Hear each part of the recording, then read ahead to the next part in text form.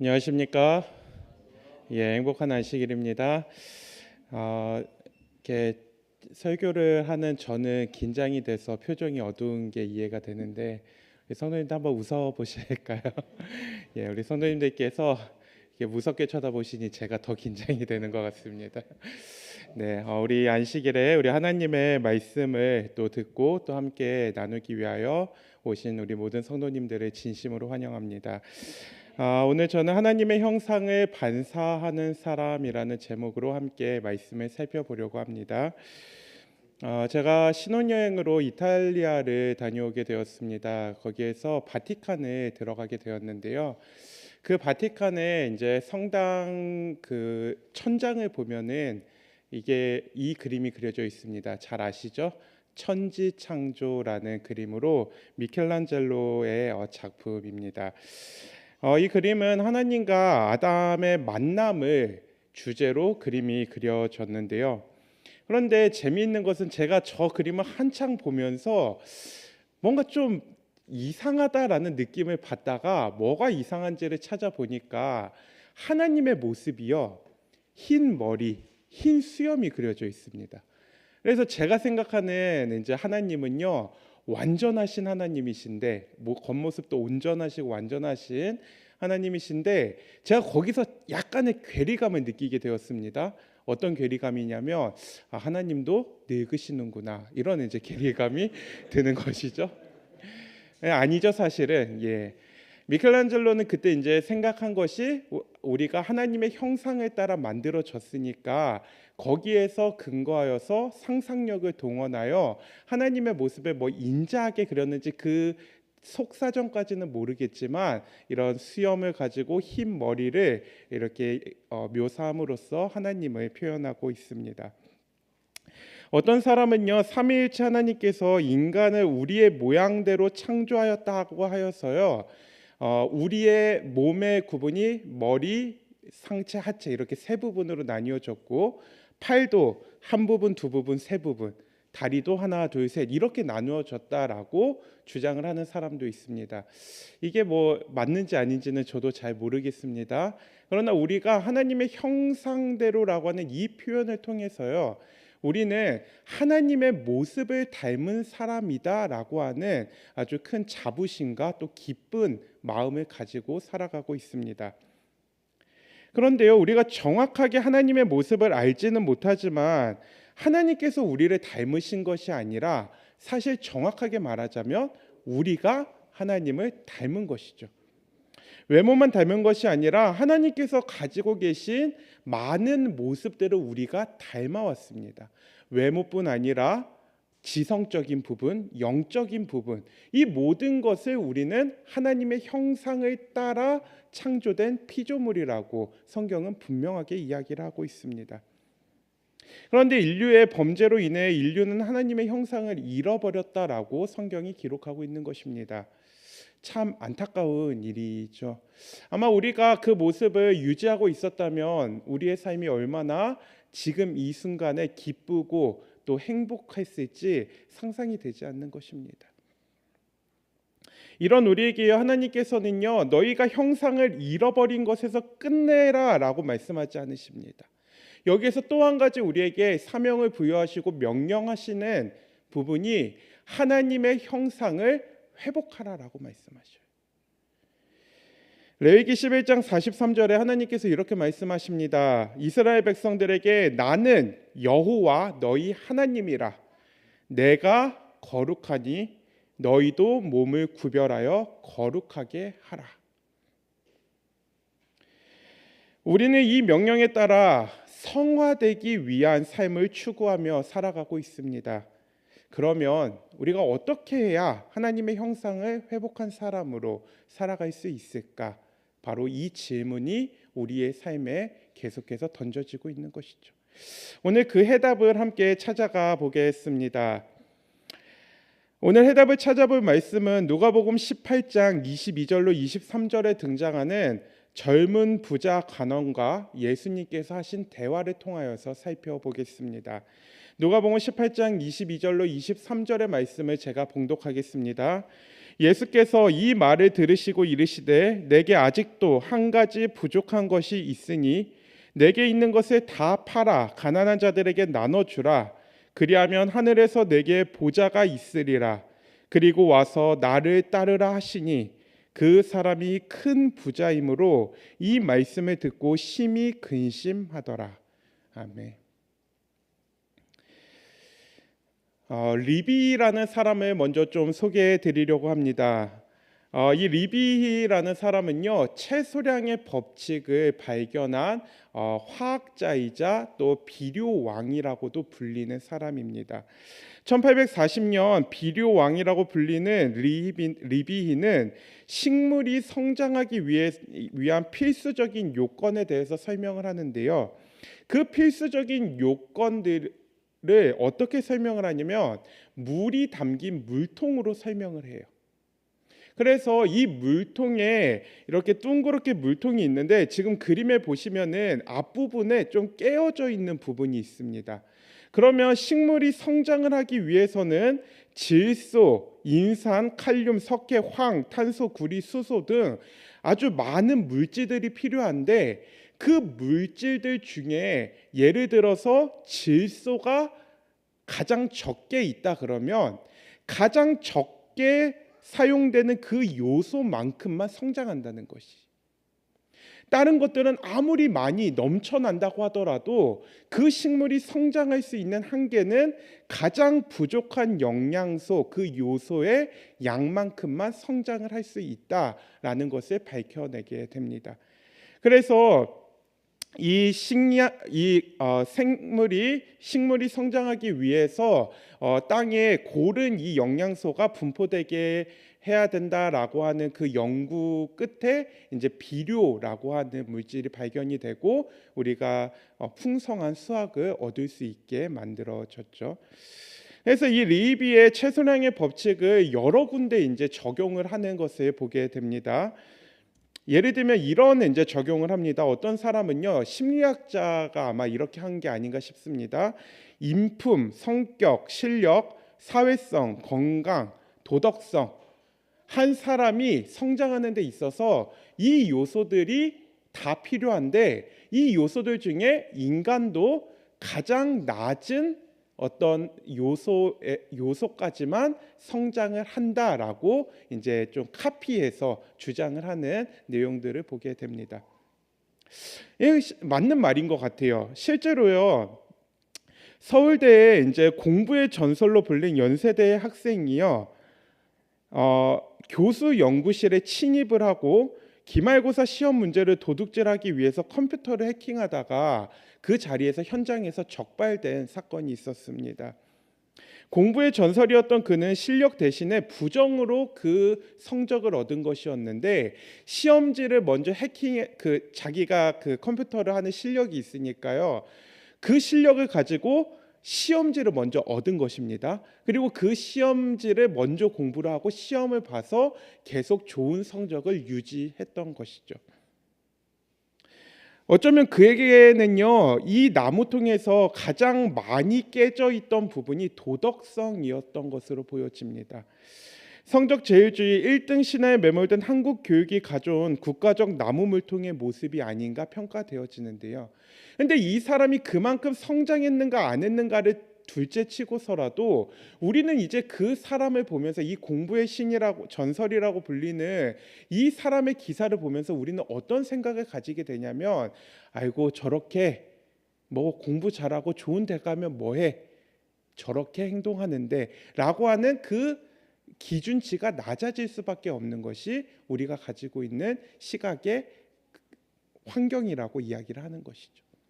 그렇다면 이것이 식물이 성장하는 것 그리고 인간이 성장하는 데만 필요한가라는 생각을 해보게 되면 그것은 아니다라고 이야기할 수 있습니다. 여러 군데 많이 적용을 할 수 있지만 우리가 교회를 다니며 예수님을 믿고 신앙생활을 하는 데 있어서도요, 이 여러 요소들 중에 우리에게 가장 부족한 만큼 신앙이 성장하고 멈추어 있는 것을 보게 되는 것이죠. 오늘은 그 이야기를 좀 해보고 싶습니다. 부도덕과 거짓은 그가 가진 모든 장점을 0으로 만드는 물이 새는 나무 물통과 같다라고 설명을 드렸다시피요. 우리가 가지고 있는 신앙의 물통에서도 그 한쪽이 비어 있고 그것이 채워지지 않으면, 즉 부족함이 있으면요, 그 물통에 가득 담기지 못하는 것처럼 우리의 신앙은 점점 물이 새고 성장하지 못하는 모습을 유지할 수밖에 없어요. 그런데 우리가 이것을 신앙에 적용을 하다 보면요, 조금은 다른 모습이 있습니다. 그것은 무엇이냐면요, 우리가 신앙생활을 할 때 가장 중요한 것은 내가 그 요소들을 채울 수 있는 것도 있지만 내가 채우지 못하고 오직 하나님을 의지하여서만 채워질 수 있는 요소들이 분명히 존재한다는 것이. 그래서 과연 그 요소들이 무엇인지, 그리고 그 물통을 온전하게 만들고 우리가 그 안에 물을 가득 담을 수 있는 방법이 무엇인지 계속해서 생각해 보려고 합니다. 오늘 본문의 말씀에 보면 예수님께서요, 그 젊은 부자 간원이 와서 예수님께 무엇을 해야 영생을 얻을 수 있습니까? 라고 질문하는 장면으로 오늘의 말씀이 시작이 됩니다.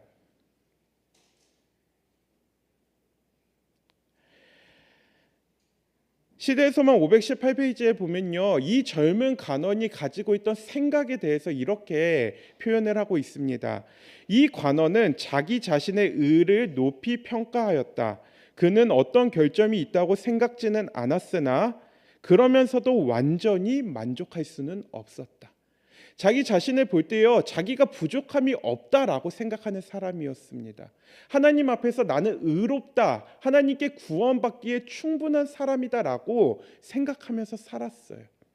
그럼에도 불구하고 자신의 생활과 자신의 어떤 신앙적인 모습에서 부족함이 없다고 생각하는 그 모든 순간 속에서도요, 이 젊은 관원의 마음 속에 계속해서 어떤 마음이 떠오르게 되었냐면요, 그러면서도 내가 지금 완벽한가라고 생각을 해보며 뭔가 부족함을 느끼고 있었다는 것이.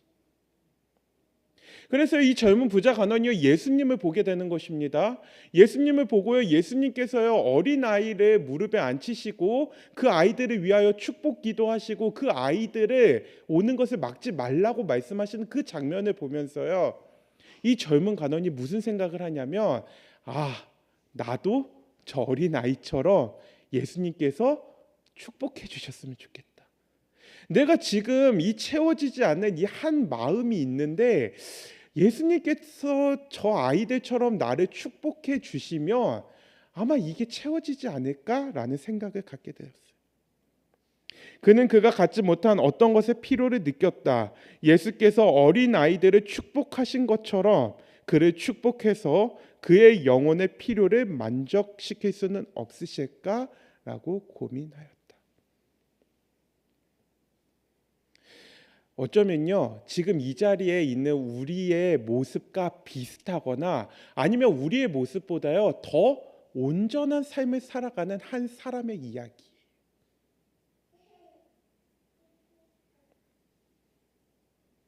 그런데 이 젊은 간원이 가지고 있던 부족함, 자기만 알고 있는 아주 은밀한, 해결되지 않고 충족되지 않는 그 부족함을 알면서 예수님께 나아갔지만 예수님께서는 그 젊은 부자 간원의 내면을 꿰뚫고 계셨다는 것이 이 다음에 바로 나오게 돼요.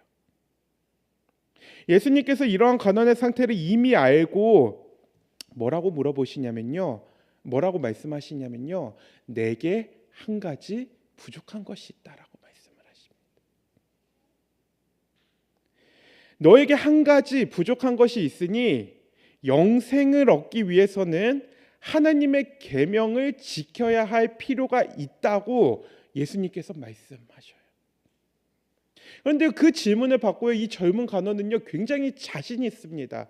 왜냐면요, 자기가 어려서부터 지금까지 가장 자신 있게 말할 수 있는 것이 뭐였냐면 하나님의 계명대로 살아왔다는 자부심과 자신감이 그에게 있었어요.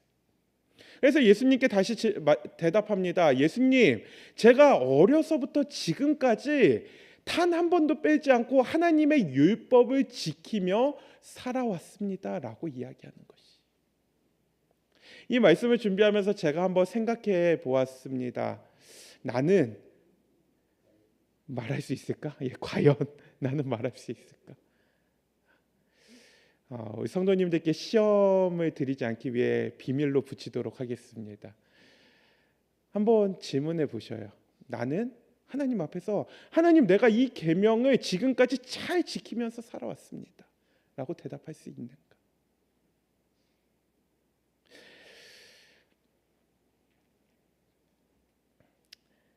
그러나 예수님께서 보시기에요, 예수님의 제자가 되기 위해서요, 이 젊은 부자 간원이 가지고 있던 결격 사유가 있었다고 성경은 이야기합니다. 예수님께서는요, 그로 하여금 마음의 헌신과 그리스도인다운 선행의 필요를 깨달을 수 있게 해줄 분별력을 일으켜 주기를 간절히 바라셨어요.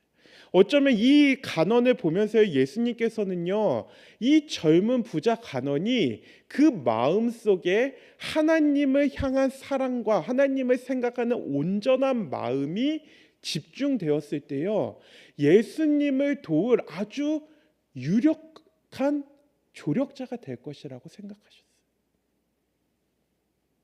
예수님의 주변에 많은 제자들이 있었지만요, 이 젊은 부자 간원만큼요, 많은 지식이 있고 또 재물이 많으며 또 많은 사람들에게 인지도가 있고 그들에게 말씀을 전할 수 있는 사람은 없었습니다. 그렇기 때문에 이 젊은 부자 간원이 마음만 하나님께로 집중시킨다 하면 하나님께서는요, 이 사람을 통하여서 정말 많은 일을 계획하시고 실행하실 수 있었다는 것이.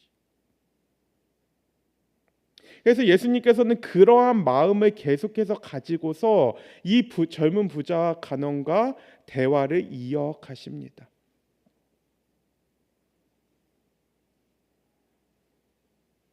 간원에게 부족한 것이 한 가지밖에 없었지만요, 그것은 대단히 중요한 요소였습니다. 이 부족이 보충되지 않으면 치명적인 요소가 되어서요, 다른 장점들이 이 부족함으로 인하여서 부패되어질 것을 예수님께서 아셨다라고 이야기합니다. 그렇게 예수님께서는요, 사랑의 마음과 동정의 눈, 그리고 그 부자 간원이 그의 마음을 고쳐먹기를 간절히 바라면서 그 부자 간원에게 이야기하시는 것이.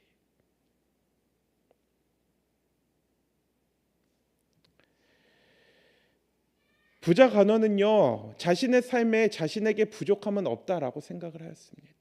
그러나 예수님께서 보시기에 그 부자 간원이 가지고 있는 부족함이 있었는데, 그 부족함은 무엇이었냐면요, 자신의 힘으로 채울 수 없는 부족함이 그 부자 간원에게 있었다는 것이.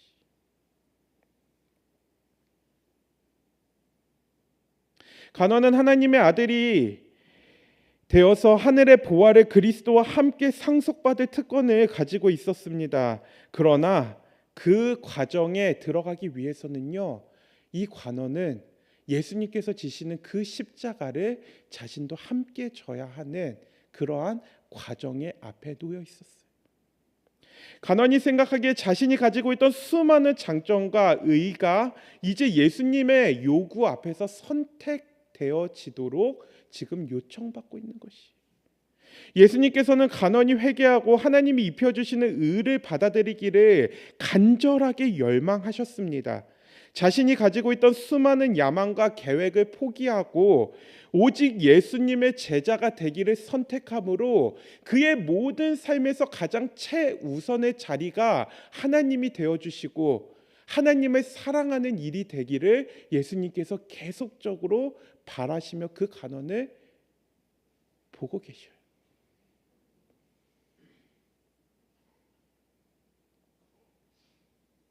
그래서 이 부자 간원에게 예수님께서 말씀하시는 것입니다. 내가 부족한 것이 있으니 너의 재물을 팔아 가난한 자에게 나누어 주라라고 말씀하시죠.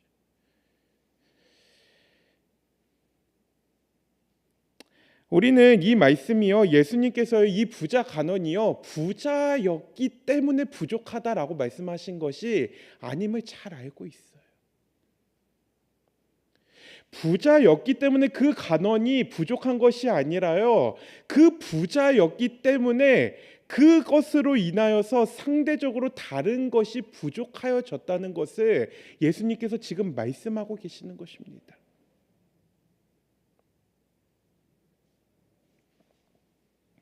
그가 가지고 있던 높은 지위와 재물은요, 그가 가지고 있던 모든 선한 가마와 장점을 이기적으로 물들일 가마력을 끼치고 있었다고 이야기를 합니다. 그래서 그가 재물을 가지고 있고 높은 지위에 있었음에도 불구하고 그 가마력으로 인하여, 그 영향력으로 인하여서 이기적인 생각과 부정적인 생각들에 물들지 않을 것이었다면요, 예수님께서 그것을 요구하지 않으셨을 거예요. 그러나 예수님께서는 그 부자 관원의 부족한 부분, 그 영향을 받고 이기적으로 변할 그 부분을 알아보시고 그 부자 관원에게 요구하시는 것입니다. 내 재물을 팔아 그것으로 남을 도와라.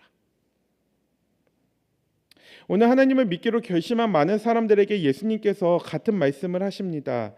내게 아직도 한 가지 부족한 것이 있으니 이 부족한 것을 채우려고 하지 않으면 너희에게 영생의 길을 내가 선물로 줄 수 없다라고 말씀하고 계시죠.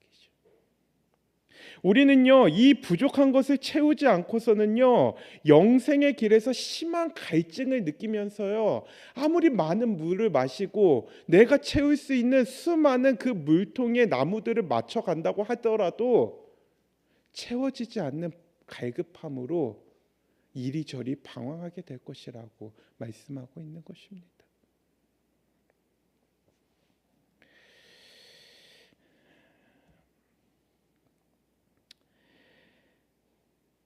그래서 예수님께서는요, 그 간원에게요 이렇게 말씀을 하십니다. 내가 너의 부족함을 채워줄 수 있다라고 말씀을 하셔요. 나를 믿고 하나님을 사랑하면 그 부족함을 너희가 채울 수 있다라고 이야기를 합니다. 그런데 내가 채울 수 없는 그 부족함을 하나님께서 채워주실 수 있지만 그 부족함을 채우기 전에 선택을 해야 되는데 그 선택의 몫은 너의 것이다라고 이야기하셔요. 성경에서 하나님께서 큰 능력을 주시며 사용하실 때에요, 우리에게 요구하시는 모습이 항상 같다는 것을 우리는 발견할 수 있습니다. 여호수아에서 섬길 자를 오늘 선택하라고 하는 그 고백처럼요, 예수님께서는 오늘 우리에게 살아가면서요, 그 부족함을 채우고 그 부족함의 능력을 가득하여 사람들에게 나아가려고 할 때에 그 전의 과정으로 오늘 우리에게 선택하라고 말씀하십니다. 이것은 듣는 사람에게 따라 시험이 되기도 하지만 진정한 의미는 초청의 말씀이었습니다. 시대의 소망 520페이지에는 이렇게 기록하고 있습니다. 그리스도께서는 그 관원이 그리스도인의 품성을 완성시킬 수 있는 곳에, 이 말을 다른 말로 하면은 어떤 말이냐면요, 성화예요. 우리의 품성이 완성되어지는 것, 그것이 우리가 추구하고 있는 삶이거든요. 근데 예수님께서 그 간언을 통해서 말씀하고 계시지만 오늘 우리에게 뭐라고 말씀하시냐면 성화되어지기 위해서 무엇을 해야 되는지 가르쳐주고 계시는 것이, 자신을 처하게 할 수 있는 유일한 조건을 말씀하셨다. 그분의 말씀은 엄격하고 가혹한 것처럼 보였지만 그것은 지혜의 말씀이었다. 이 말씀을 받아들이고 순종하는 것만이 관원에게 유일한 구원의 희망이었다. 높은 지위와 재산은 그의 성품을 악으로 인도하는 교묘한 과마력을 끼치고 있었다. 그것을 계속 간직한다면 그것을 하나님 대신 그의 사랑을 차지할 것이었다. 이제 이 간언은 예수님께서요, 성화된 삶, 그리스도인의 성품으로 완전하게 완성된 삶으로 초청하고 계시는 것이. 그런데 이 말씀을 듣고 어떤 사람은, 그리고 이 부자 간언과 같은 사람은요, 이것을 시험이라고 생각하는 것입니다. 그 예수님의 말씀에 우리에게 주어지는 그리스도인으로서 온전한 품성, 그 선물이 주어질 것이라고 하는 엄청난 보상이 제시되었음에도 불구하고요, 많은 사람들이요, 내가 저것을 선택해야 되는지 아니면 내가 지금 가지고 있는 지위나 재산을 선택해야 되는지 시험하고 계시는 것이라고 생각하게 되는 것이.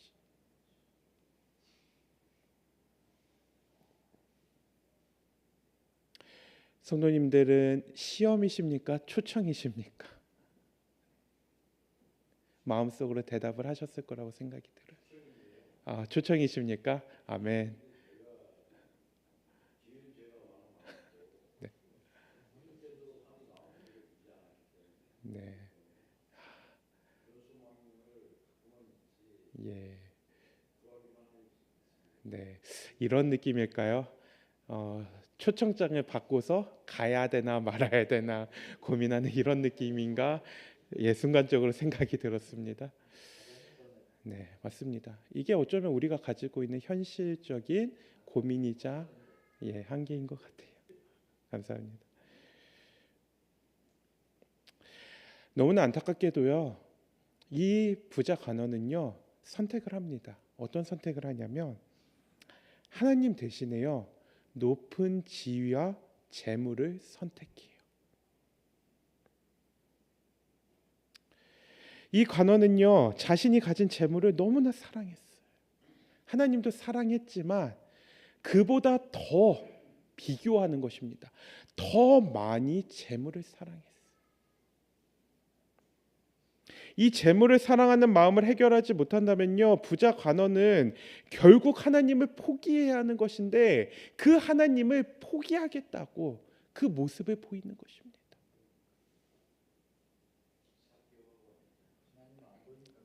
맞습니다. 안 보이니까. 예수님께서 한 가지 부족한 것이 있으니 하나님보다 사랑하는 것을 포기하라고 말씀하셨을 때 이 간원은요 하나님 저는 예수님 저는 안 되겠습니다라고 말하고 뒤돌아서게 되었어요. 부자 간원은 예수님께서 하시는 말씀을 정확하게 깨달았습니다. 그리고 영생을 얻기 위한 값이 너무 지불해야 되는 값이 크다고 생각을 하였어요. 하나님께서 그 모든 것을 이 간원에게 허락하셨다는 것을 깨닫지 못하였고 이 재물이 하나님의 것이 아닌 나의 것이라고 생각하였기 때문에 내가 가지고 있는 지위가 나의 것이라고 생각하였기 때문에 나에게 그 모든 것을 주신 그 시여자이신 하나님을요 선택하지 못하고 내가 가진 것을 선택하는 모습으로 그의 선택이 결정되었어요.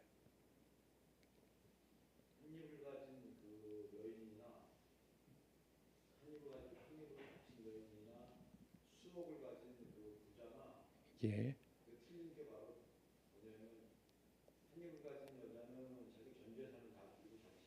음.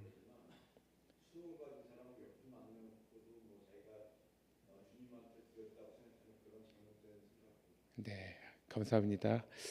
제가 사실 그 말씀을 넣을까 말까 하다가 이렇게 시간 때문에 뺐는데 우리 바로 말씀을 해주셔서 설교를 이렇게 충족시켜 주신 것 같습니다.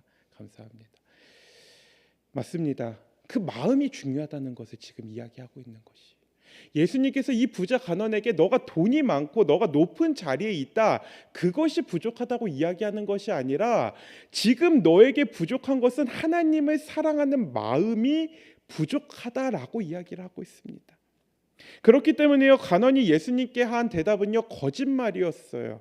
어려서부터 내가 하나님의 계명을 다 지켰다라고 하는 이 말은요 그의 대답은 형식적인 신앙을 하는 사람의 기만적인 대답이었다고 이야기합니다.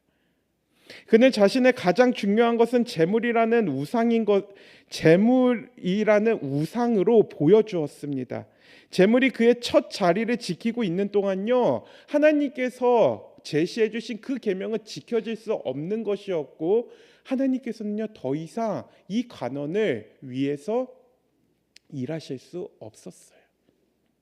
어쩌면 지금까지는 자신에게 선택을 강요하는 어려운 순간이 다가오지 않았기 때문에 이 부자 간원은 지금까지 내가 계명을 다 지켰습니다라고 자신 있게 말할 수 있었을지 모르지만 이제 이 순간부터 이 관원은요, 내가 하나님보다 재물을 사랑하고 있습니다라고 하는 그 마음을 그의 마음속에 품고 살아가야 했었다는 것입니다. 네, 맞습니다. 그는 자신의 가장 사랑하고 첫째 되는 것을요, 재물로 선택했다고 하는 것이. 사랑하는 성도 여러분, 네, 오늘 우리의 삶에요, 재물이 아니더라도 우리를 움직이고 우리를 나락으로 빠뜨리는 우상이 우리의 마음에 있습니까?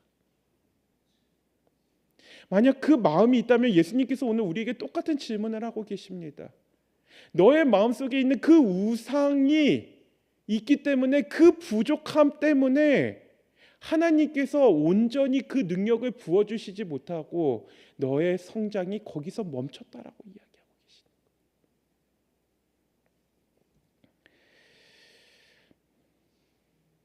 그래서 저는 오늘 우리 성도님들과 함께 이런 결심이 우리의 삶에서 일어나기를 간절히 바랍니다. 이제 하나님을 선택하고 하나님의 형상을 반사하는 거울이 되기로 결심하는 시간이 되기를 간절히 바랍니다. 우리가 채울 수 없는 부분을 유일하게 예수님께서 채워주실 수 있다는 사실을 모르는 부자 간원과 같은 사람이요, 지금 이 시대에는 너무나 많이 있습니다. 이러한 사람들에게 예수님께서는요, 지금도 내게 부족한 것이 하나 있다라고 말씀을 하시면서요, 하나님을 가장 사랑하고 첫째로 두라고 오늘 우리에게 요청하고 계셔요. 이것은요, 하나님께서 우리를 너무나 사랑하시기 때문에 우리에게 모든 것을 쏟아 부어 주시기 위한 사랑의 초청이라는 것을 우리는 기억해야 됩니다. 내가 가지고 있는 것을 버려야 된다고 생각하는 것이 아니라 하나님께서 나에게 모든 것을 주셨기 때문에 그 모든 것을 하나님 앞에서 내려놓고 하나님을 선택하겠다고 고백하는 것이 오늘 우리가 가져야 하는 결심이요, 신앙이라는 것이. 예수님께서는요, 지금도 우리가 가진 수많은 좋은 기질을 보시면서 안타까워하고 계셔요. 저 서반석 목사는 그렇게 안 부르시겠죠? 저 반석이는 저렇게 지금 많은 저 좋은 기질을 가지고서 왜 그것을 해결하지 못해서, 그 부족한 한 가지를 해결하지 못해서 거기까지밖에 성장을 못하지? 예입니다. 지금 각자 질문하고 계시는 것이. 우리가 이 많은 좋은 기질을 가지고서 하나님을 첫째로 사랑하기로 결심할 때요, 하나님께서는 우리의 삶에서 일어나게 될 엄청나게 폭발적으로 일어날 영적 성장을 우리를 바라보시며 기다리고 계신다고 오늘 말씀을 통하여 우리에게 전해주고 계십니다. 교가, 네, 감사합니다. 제가 조금 참조를 하였습니다. 우리가 하나님을 선택하는 순간 우리에게 부족한 모든 것을 채워주시고 하나님의 사업을 위해 능력을 쏟아 부어주시기 위해 기다리시겠다고 말씀하십니다. 시대의 소망 519페이지에 있는 말씀을 하나 더 읽도록 하겠습니다. 그분께서는 그를 당신처럼 하나님의 형상을 반사하는 거울로 만들고자 하셨다라고 기록하고 있어요. 예수님께서요, 젊은 부자 간원을 바라보시면서요, 계속 가지고 계셨던 마음은 무엇이었냐면요, 저 젊은 부자 간원이 그 마음이 하나님께로 집중되고 하나님을 첫째로 두고 하나님을 사랑하기만 하면 저 간원의 모습이 하나님의 형상을 닮은 모습으로 변화될 것인데라는 그 갈망을 예수님께서 계속해서 가지고 계셨어요. 그분께서는 그의 품성을 탁월하게 향상시켜 주께서 쓰실 수 있도록 성화시키기를 간절히 원하셨다. 만약 그 관원이 그때 자신을 그리스도께 바쳤다면 그는 그리스도의 임재의 분위기 가운데 성장했을 것이고, 그가 이것을 선택했더라면 그의 장래는 얼마나 달라졌을 것인가. 사랑하는 성도 여러분, 이것이 하나님께서 우리에게 가르쳐 주시는요, 우리가 성화되어지는 과정이에요. 우리가 하나님의 형상을 닮아 우리의 모습을 다른 사람들에게 하나님을 비춰주는 거울로서 설 수 있게 되는 방법이라고 오늘 우리에게 말씀하고 계십니다. 요즘 많은 사람들이 기독교를 가지고 있는 사람들, 그리스도인을 보면서요, 그 모습을 통해 하나님을 보지 못한다고 많이 이야기합니다. 도리어 교회를 보면서 손가락질하고 조롱하고 욕을 합니다. 왜 그런 일이 일어나냐면 우리의 모습, 우리의 교회의 모습 속에서요, 하나님의 형상이 나타나지 않기 때문이에요. 세상에 많은 사람들이요, 아무리 그 마음이 악하고 타락한 사람일지라도 하나님의 그 거룩하고 영광스러운 모습을 거울로 반사되어서나마 경험하게 되면요, 그 하나님 앞에서 두려워 무릎을 꿇을 수밖에 없어요. 근데 그렇지 못한 것은요, 우리가 아직 하나님의 형상을 반사하지 못하고 있기 때문이라고 이야기하는 것입니다. 예수님께서는요, 하나님을 선택하는 사람을 하나님의 형상을 반사하는 거울로 만드시고자 갈망하고 계십니다. 오늘 우리는 하나님을 선택하고 하나님의 형상을 따라, 예수님의 품성을 따라 살아가고자 이 자리에 모여서 하나님의 말씀을 듣고 있습니다.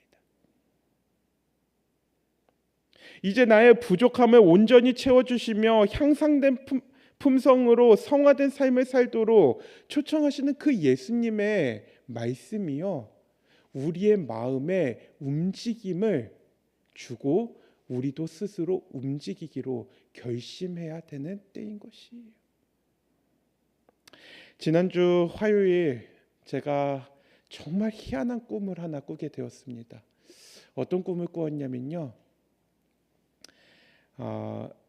제가 마지막 환란의 시대를 경험하게 되었습니다. 꿈속에서요. 그냥 저의 상상 속에서 일어난 마지막 환란의 시대였을 거라고 생각이 듭니다.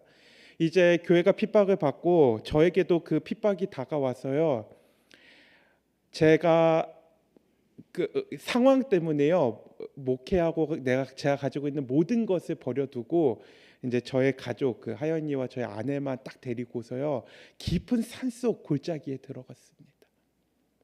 그리고 거기에서 얼마만의 시간이 있다가요, 이제 잠잠해질 때쯤 되어서 이제 다시 이제 산을 내려오게 되었는데요. 산을 내려와 가지고 친구들을 찾아가서 만나게 되는데, 저와 같이 목회를 하는 저의 친구들이요, 아무도 목회를 그만두지 않고 목회를 잘하고 있는 것입니다. 그래서요, 제가 그때 꿈속에서요, 무슨 생각이 제 머릿속에서 들었냐면, 나도 그만두지 말고 계속 하고 있을 걸, 이런 생각이 제 머릿속에 들었어요. 그런데요, 제가 그 산속으로 도망가는 그 여정에서요, 제가 이게 너무 생생한 게요, 너무 무서운 마음 때문에 뒤도 돌아보지 못하고 그 산을 올라갔거든요. 그런데 그 순간이 지나고 내려와 가지고 내 친구들이 그렇게 어찌 보면은 직업도 잃지 않고 계속해서 살아가는 모습을 보면서요, 저의 어떤 모습이 이렇게 되돌려져서 보여졌냐면요, 나는 이제 앞으로 뭘 먹고 살아야 되지? 지금 하연이는 지금 들어갈 돈이 많은데 난 어떻게 해야 되지? 이 생각이 제 그 마음속을 좌지우지하면서, 어쩌면, 죄송합니다, 정말 부족한 저의 모습을 고백합니다.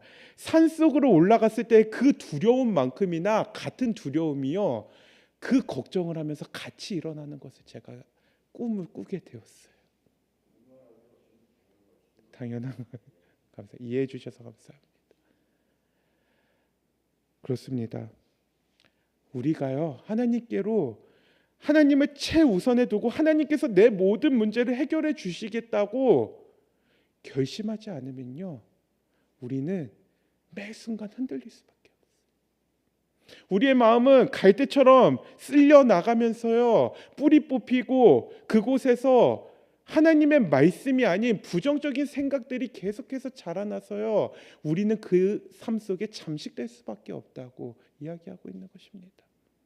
사랑하는 성도 여러분,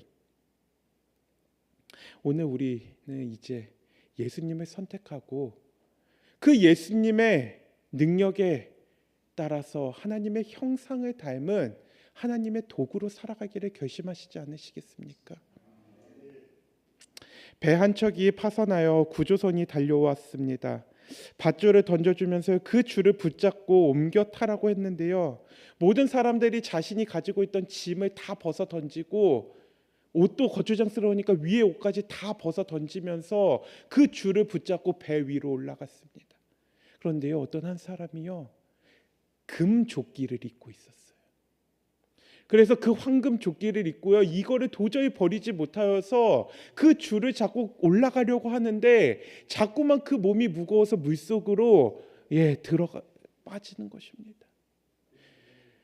그러면 이제 그 물속에 점점 잠겨서 물이 입속에 코 속으로 들어오면요, 이제는 내 생명이 더 중요하다는 생각으로 그 조끼를 벗어 던지고 그 밧줄을 잡고 올라가야 하는데, 그 사람은 끝까지 그 조끼를 벗지 못하고 결국에는 바닷속에 빠져 죽게 되었어요.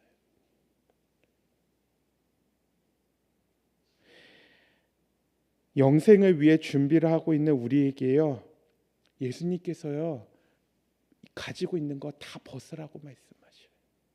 가지고 있는 거 다 버리라고 말씀하십니다.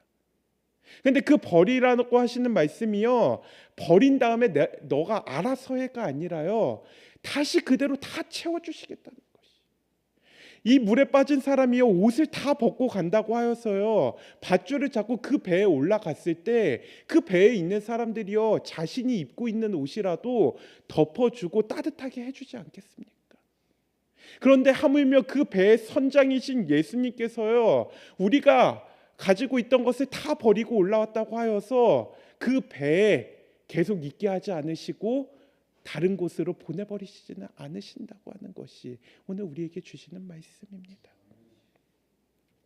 우리에게 부족한 것을 채워주시는 예수님을 반드시 선택하시게 되길 바랍니다. 그리고 모두 구원받은 충만을 누리는 오늘 이 시간이 되기를 간절히 바랍니다. 그렇게 되었을 때 우리는 하나님께로 더욱더 가까이 나아가는 성화된 삶, 하나님의 형상을 회복하고 그것을 거울로서 다른 사람에게 보여주는 삶을 살아갈 수 있다고 말씀하여 주십니다. 행복한 하루, 또 이 말씀을 기억하시면서 새로운 결심이 되는 시간이 되기를 간절히 바라면서 오늘의 모든 말씀을 줄이겠습니다.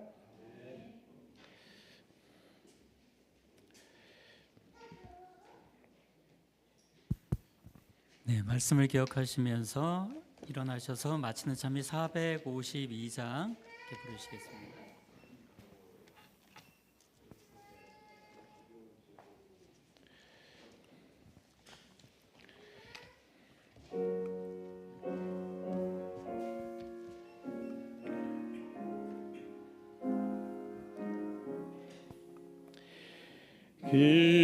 귀하신 주여 날 붙드사 주께로 날마다 더 가까이 저 천국 나고 나 올라가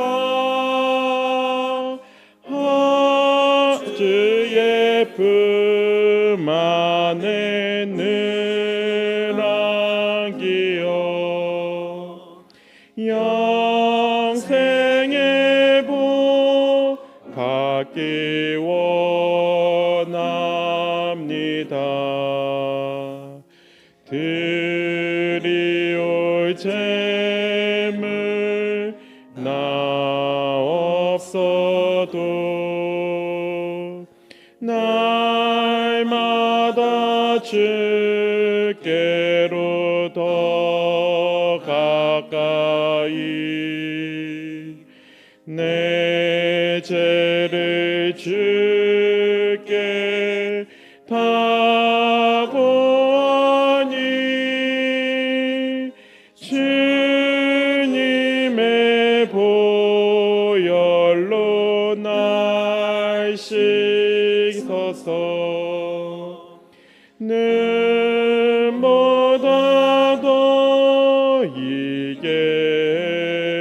해 주소서. 하나 까마귀 날개 이나 주 예수 앞으로 더 가까이 세상에 속한 그 허영과 더러운 생각을 다 버리니 정결한 맘 내게 늘 주소서. 이 세상 내가 살 동안에 주께로 날마다 더 가까이 저 배는 천국 나 들어가 한없는 복락을 늘 얻도록 풍성한 은혜를 비나이다. 사랑이 많으신 하나님 아버지, 오늘 주님을 만나기 위하여 이 자리에 찾은 우리 모든 중동교회 성도님들을 기억하여 주시옵소서. 하나님을 사랑하고 하나님을 첫째로 두기로 결심하였사오니 하나님, 우리에게 하나님의 형상을 회복시켜 주시옵고 그 능력을 통하여 세상 사람들에게 하나님을 전하며 그 모든 순간을 통하여 우리가 기뻐할 수 있도록 인도하여 주시옵소서. 이제 이 안식일 시간 하나님과 더욱 깊은 교제를 원하오니 하나님, 우리의 마음속에 함께하여 주시오며 혹 이 자리에 함께하지 못하신 모든 성도님들의 마음에도 성령께서 문을 두드리고 또 그들을 주님의 전으로 인도하게 하여 주심으로 우리가 함께 예배하며 함께 교제함으로 충만한 안식일이 될 수 있도록 축복하여 주시옵소서. 사랑이 많으신 예수 그리스도의 이름으로 간절히 기도합니다.